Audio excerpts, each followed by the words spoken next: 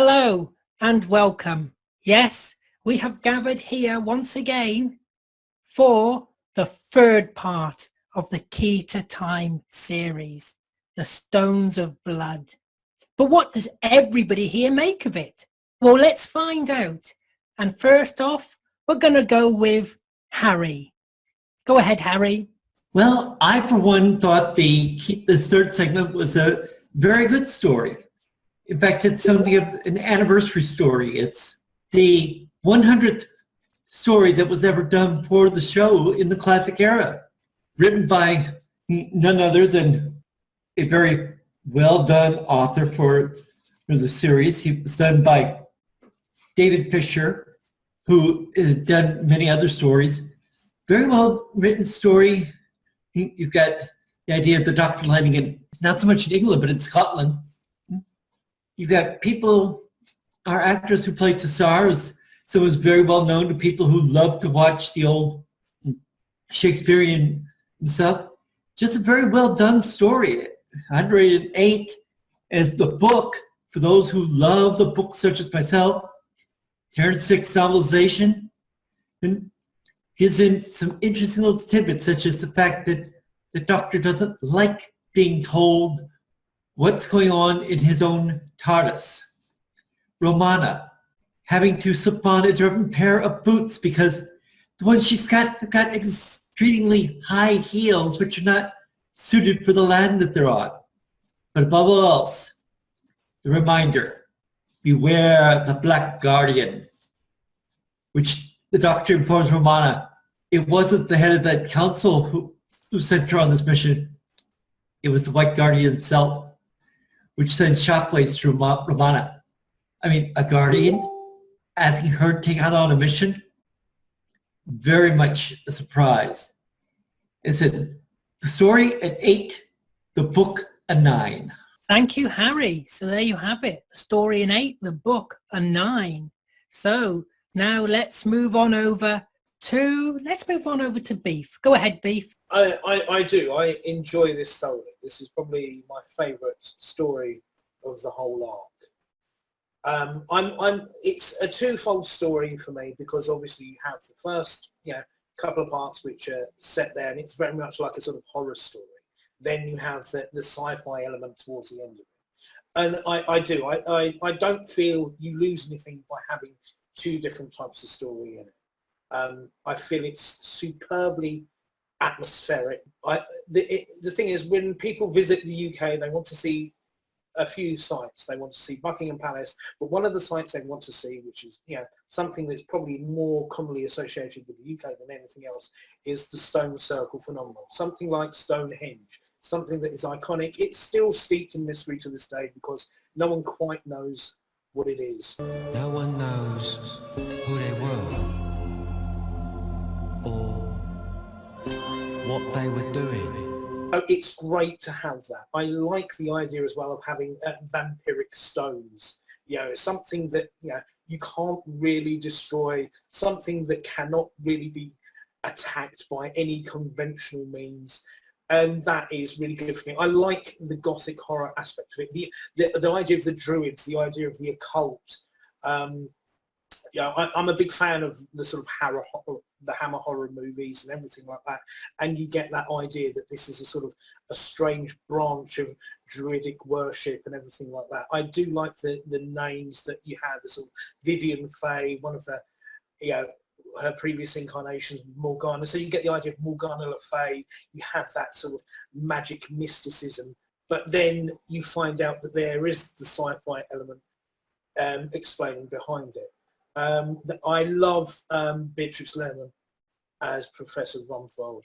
She's superb as the eccentric academic that you have to have. And there's a lot of strong women figures in this.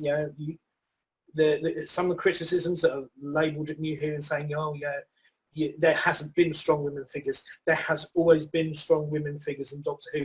None more so in this, that you have a very strong female villainess lead in that that Susan Engel does. I love it. She encapsulates the feeling of a villain, and always underplaying all the horror that you have in this. You have some fantastic comedic points from Tom Baker. I think the favourite one I have is when he's setting up the professor with the machine and says, well, yeah, if you're attacked, then turn and run like someone's chasing, something giant and bad is chasing you, because something bad and giant will be chasing you. You could say the scene with the campers is, you know, a bit of a bolt-on, but I like it because you get the idea of, yeah, there is actual menace to the stones. It does seem scary. There are comedy moments that I do like. You know, we all have that one family member who's not into Doctor Who, like we all are. And when I was watching this back, someone walked past and said, well, you can see Tom Baker sticking his hand underneath K9 and pushing him along. Yeah, you get that. But, you know, when you watch it back, it's sort of like, I didn't notice that. But great, someone's pointed that out to me to shatter the illusion for 30 seconds. But it is a fantastic story. I like the little nods back to previous episodes. The music, the atmospheric. I think the two first parts are the highlight for me. The birds always being present, the crows and the ravens. It makes for a really, really good setup for a horror story, and the music works perfectly well with it. For me, it's a definite 9.5 out of 10. I love this to bits. I never get bored watching this. A 9.5 from Beef. Thank you, Beef. And from one Beef to another, it's Beef Dad. Go ahead, Beef Dad. How can you not like a story with sentient rocks? No, I loved it. I liked the conception. I love the execution. As my son has already said, Beatrice Lehman, absolutely superb character actress, and always solid. What absolutely won her over to me was the absolute acceptance of everything that was going on, and the wonderful rapport she built up with K9. I found that absolutely extraordinary, and it was just lovely to see. It was heartwarming. The Ogre themselves, well, I would say their acting was a bit wooden, but then there were stones, so what you can't complain about that.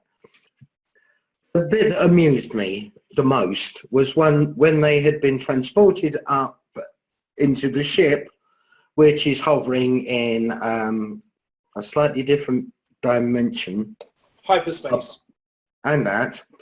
Above the circle, and you have he lets out the two, they call them Megara, the justice dealers basically, who actually sound like two gossipy old shoe salesmen, to be perfectly honest. I've been in shops in the West End with gossipy shoe salesmen like those two, and believe me, they drive you mad. And yeah, that was actually quite funny. Especially, I love the way the Doctor, when he'd been condemned to death, actually managed to pull the bitch into the way as well. And so the beam, they got half the beam each, and he managed to get them to check that her brain was still working, and in doing so they found out who she really was, which is the criminal that they were trying to find. Mary Tamm, lovely in this. I can't think of a Mary Tamm episode I don't like. Tom was, his comedy timing was at its very best in this in this story, I would say. And yeah, Vivian Angle, yes, she was menacing, particularly when she was dressed up as the Big Bird. That could have been very funny, but it wasn't. It sent a shudder. So for them actually pulling all those bits and pieces together, it gets a 9.5 for me as well. Thank you, Beef Dad. Now, let's go on over to a face we haven't seen in a while, but he is back. Yes, I'm handing it over to James. Oh, okay. Straight into the frying pan. Stones of Blood. Mary Tamm is excellent. I love Mary Tamm. Always loved Mary Tamm. She's also quite attractive, but we won't go too far into that. I love Romana as a character, and both Romanas are good, Romana 1 and Romana 2, but she is especially good in this story. To be fair, this story is so well written. You've got horror, sci-fi. The Stones, when I first watched the story, I was watching on a VHS tape, UK Gold, and I saw a bit of Blake Seven, and then I was straight into Doctor Who again because it was recorded wrong. But it scared the living daylights out of me. I was only 5 when I was watching it. I was like, oh, the Stones and K9. Oh, K9 saving the day. Go K9. So it was a really fun story for me, but also horrifying. The sci-fi elements could have been bad, but they were amusing too, because just little effects in the sky, what are they called? I can't remember the name of them now. You know what I'm on about? The security guys who want to basically annihilate everything, and everything is bad, and they're the best, and they can never be wrong. So that was amusing. I'm just trying to find a bad thing, because when I look at a story, I try to find a bad element. I really can't with this one. I mean, there are some... The effects are quite good for the time. The stones are good. The blood is scary. The crows are creepy at the start. I even like the shoe elements, and the comedy is great. Tom Baker is always funny, as always. But for me, the star of the show would probably be Romana, because I just love Romana, though. And in this story, she shines quite strongly in 2 stories from now too. But she's very good in this one too. So for me, 10 out of 10. Flawless. 10 out of 10 from James. Wow, thank you, James. Now, let's go on over. Let's see what Craig has to say. Yes, let's see what Craig has to say.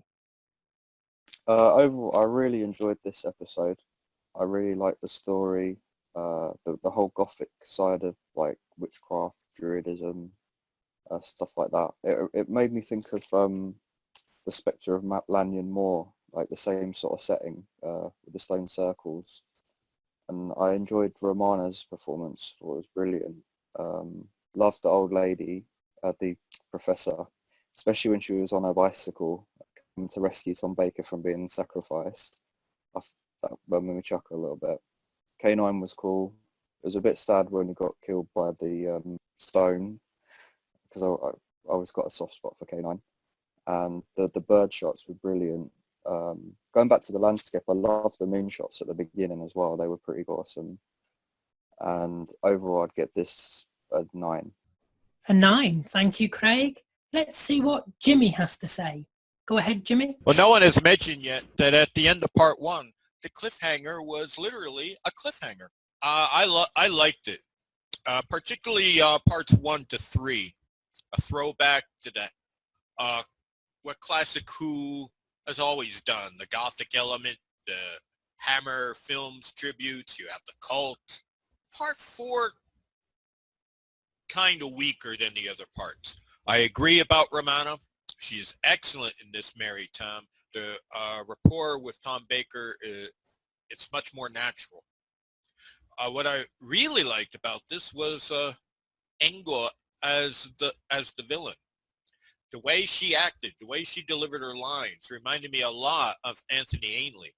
And I think Michelle Gomez could learn a lot from her acting. The humor is great in this, but it doesn't take over the episode. It's great. It's a nice balance. K9, what is tennis? Real, lawn or table, mistress? Never mind. Forget it. Forget. Erase memory banks concerning tennis. Memory erased. So I recommend it. You can see it out of context. You don't have to watch the whole Key of Time search for the key. In fact, any of these parts of Key of Time you could watch on its own. You don't have to watch the whole thing. So I would give it an 8 out of 10. There we have it, an 8 from Jimmy. Now let's move on over to Connor. What do you have to say about this, Connor? I really liked the Stones of Blood. I enjoyed Vivian a lot. I think the only weakness about her was that I sort of predicted that she was the baddie by about halfway through the first part. So it was just how uneasy she was. You could just sort of sense, and uneasy nature about her character. Still, she was phenomenally acted. I really enjoyed her character.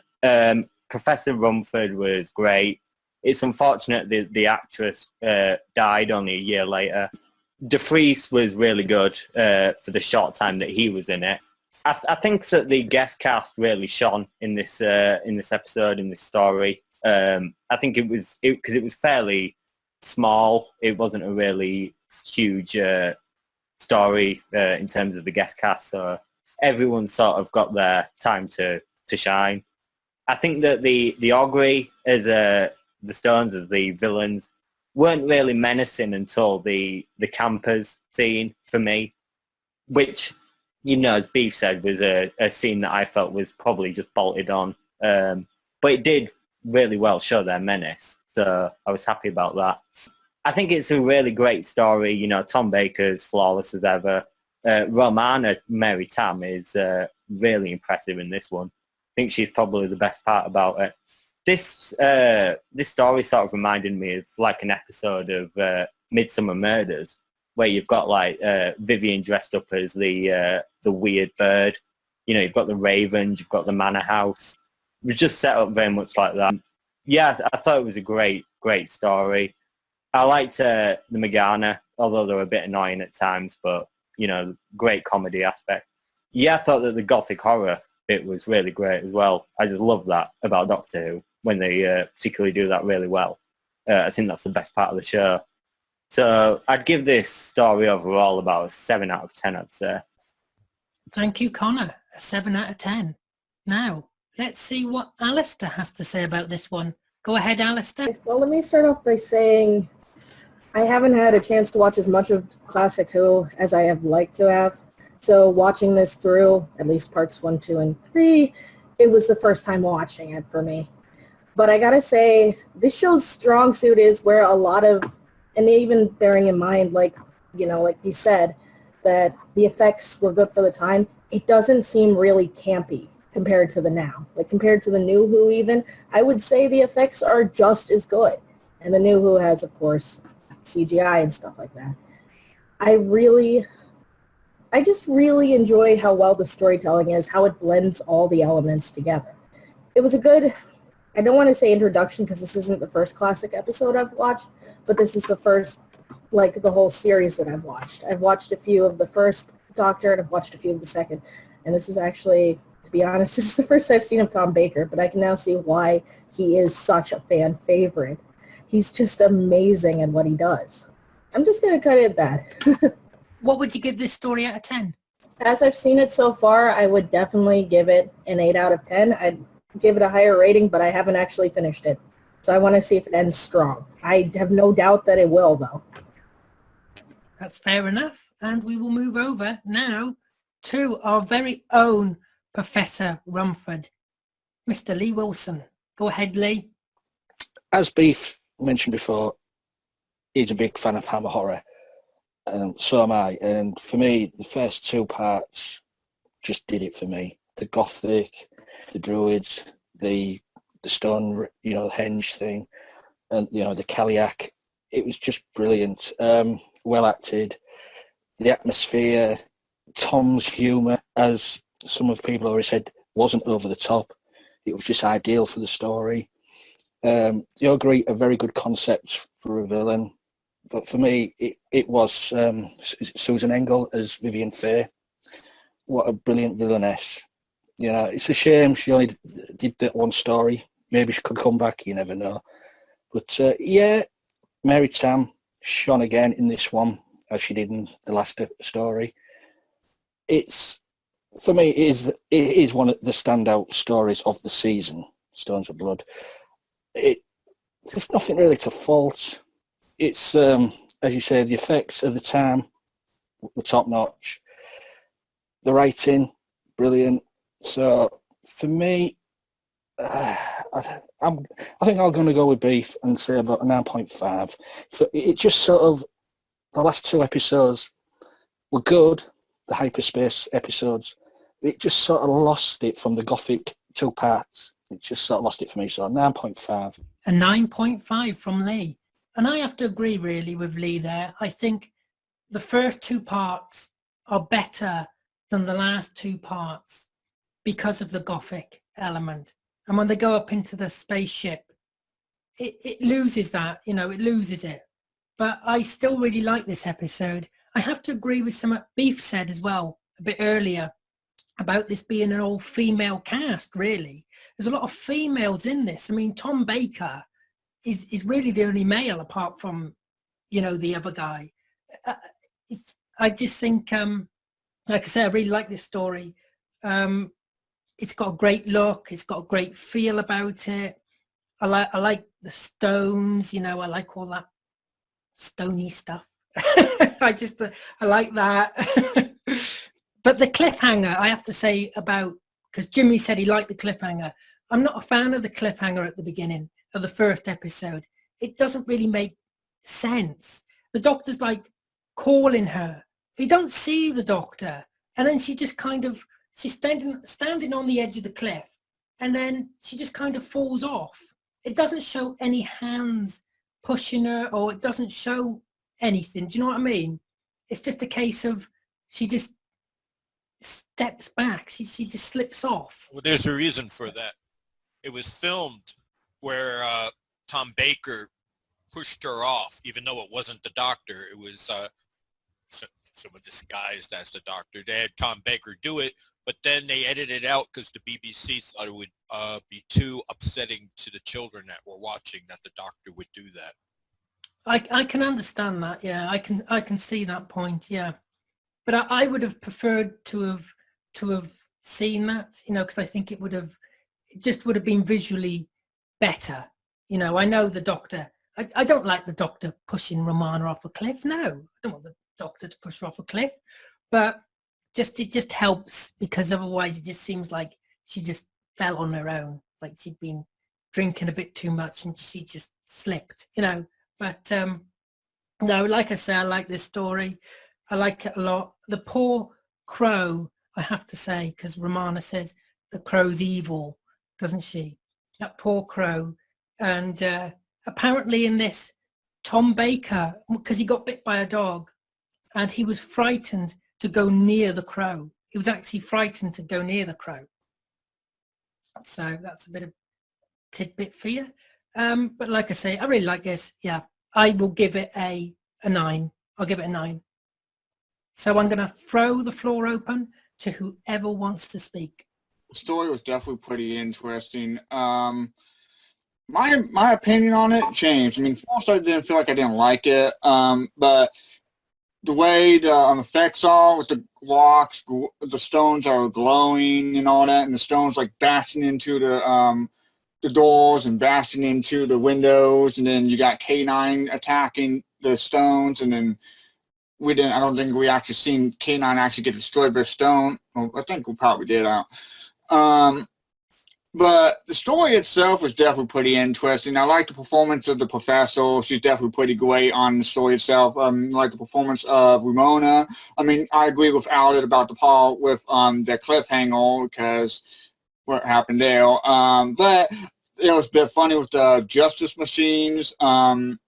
Also, Mrs. Faye as the evil goddess. Her performance was great. The story definitely worked out great itself. I was really impressed, because I thought it was going to be disappointing just by the first time I seen it. But the second time I seen it, definitely enjoyed it. I think you guys did not mention that one part where the doctor had a red thing, the red sheet where the stone was coming by near the cliff, and then the doctor was lowering the stone in, and the stone went down to the cliff.